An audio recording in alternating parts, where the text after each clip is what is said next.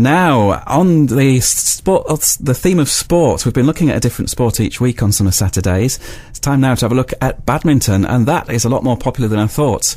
I was quite surprised to find the oldest badminton-only club in England right here in Hull.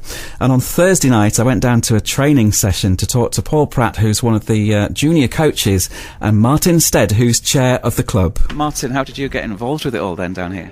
Well, I come from a badminton family. My dad played, both my brothers played, so I started playing when I was probably about 10 years old. Played for quite some time, had a break as I sort of went to university, things like that, but came back, been playing a long time and got roped into the committee, as you tend to do if you stick around long enough. Is it one of those things that kind of runs in families then? If your dad's involved, you get involved, and your kids eventually get involved, that kind of thing? Oh, I think so, very much, yeah. We've got quite a few that have sent family members down, and it's a sport that once it gets your interest, then you can't let go, really. Tennis is quite popular, isn't it? And it's fairly similar to tennis, is it? Or not? Not really.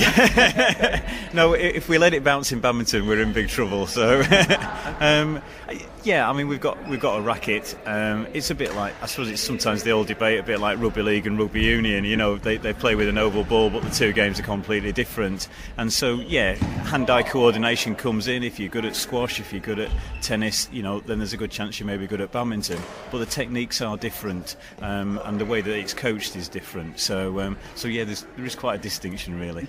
It's a similar court though, except the net's a little bit higher. Sure. Yeah, from that point of view, we have tram lines and serving boxes, but the serving technique is completely different. It's all served underarm in badminton as opposed to overhead. And yeah, I mentioned the shuttle not being able to hit the ground, and we have a higher net too. So yeah, there's different attributes to it. I guess it's moved on in years as well. It's not a shuttlecock with a bit of cork and feathers anymore, is it? Considerably not. Athletes now are much fitter, much stronger. You know, techniques have moved on, coaching techniques have moved on. Things like nutrition now come into it, strength and conditioning, what people eat, and certainly fluid intake. But you're looking at major advances in the technology as well in the rackets. The rackets are substantially lighter.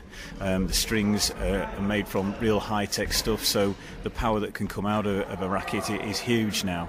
I think the recent world record, probably don't quote me on this, but it's around about 300 plus kilometres an hour that a shuttle can be hit. And to do that, you need a good athlete, you need a good racket behind you, and you need some superb technique, something me and Martin can't do, unfortunately. We don't hit it quite that hard, do we? No, definitely not. So do you still play, Martin? Oh, absolutely, yeah. It's actually the off season at the moment, even though there's plenty of people that play. The season runs from sort of August through to Easter, so it's kind of a winter sport really. But people, as you can see, do run through the summer, keeping the hand in with it.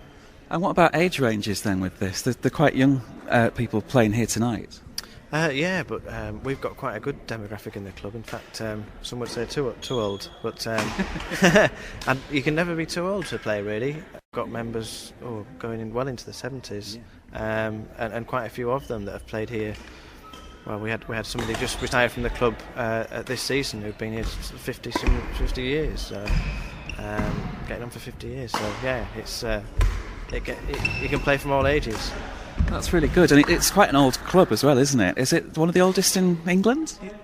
It is. It was established in 1912, and we've been on this site since 1937. So we do have a long history. It's quite interesting looking back through past members, some of the names, and so the style of handwriting is obviously considerably neater than it is these days. But yeah, we're very proud of our history, and we hope to keep the club strong and going forward. It's a lovely hall as well that we're in down here on Chance Ave. I understand it was refurbished and reconditioned a couple of years ago. Yeah, in 2008 we were fortunate enough to, we worked very hard to get a Sport England grant. We were majorly backed by our national governing body, which is Badminton England, and we secured $456,000 as a grant to completely refurbish it. And that's really given it, it is the best facility in Hull. It's arguably the best facility in the region, and it's going to be here for a long time. So we brought, a longevity to our hall so we can keep badminton here for another 50-odd years, hopefully. Let's hope so. That's Paul Pratt, a junior coach there with the Hull Badminton Club on Chantlands Avenue in Hull. We'll find out how you can get involved after Tony Braxton. Tony Braxton on BBC Radio Humberside at 10 to 4 this Saturday afternoon. We're talking sports, and the sport of the week is badminton. And I've been talking to Paul Pratt and Martin Stead from Hull Badminton Club down on Chantlands Avenue. The first Hull Open badminton tournament started in 1926, and it's still happening today. It's quite a prestige event, and we'll get quite a lot of players from all over the region, all over the country that come to that. So yeah, it's very proud, and it's an important milestone in the club, and also an important fundraiser to keep the club running. Does it take a lot to keep a club like this running as well, money-wise? Oh, very much so, yeah. We all give our time as volunteers for free, and getting members through the door to keep the coffers turning over, paying the rent is very important, and that's why we put such an emphasis on youth development and coaching. We've got some youngsters. We're increasing our links more with the schools. We have a very fruitful relationship with St Mary's Sport College, and they've given us access to their primary school. So you mentioned about age range earlier. We're getting to kids now, 8 and upwards, trying to get them enthused into the sport.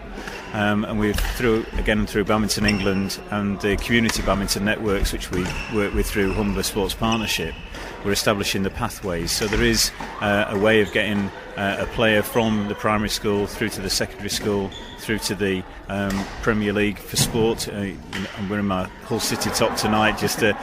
We have a link with them. They've been very good to us of the football club, and so the idea is to get the pathway for the good players to come through into the club environment.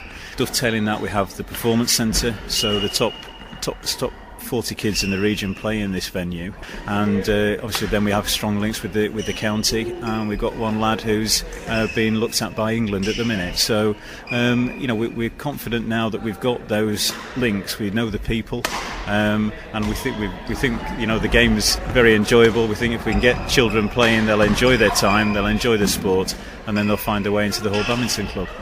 So it's not just older badminton players passing down the experience, it's qualified instructors teaching people.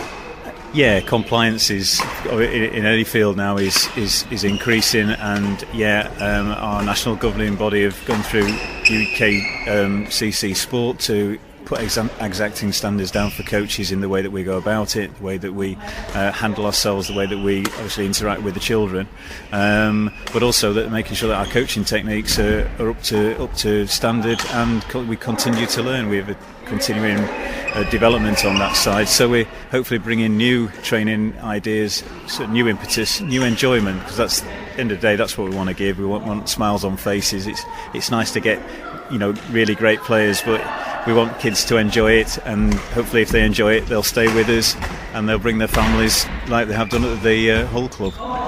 So if people wanted to get involved in this, then if somebody had a child that might be interested in taking up a different sport, is there still room for new people?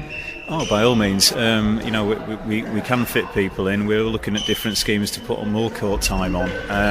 We're very pleased. We don't have to turn anybody away. We can manage to take people on. And long may that continue. We've got a website, www.hullbadmintonclub.co.uk. So we have lots of information on there, and all the contact numbers there for me as a coach and our junior club and our senior club. So that's probably the easiest way to get in touch with us.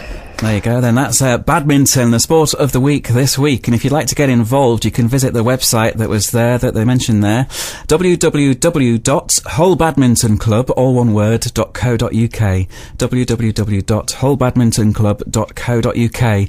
So thanks to Martin Stead, the chairman of the club, and Paul Pratt, the junior coach, for their time. And here's hoping we're going to see some England badminton players coming from the club very soon. Could well happen right here in Yorkshire and Lincolnshire. So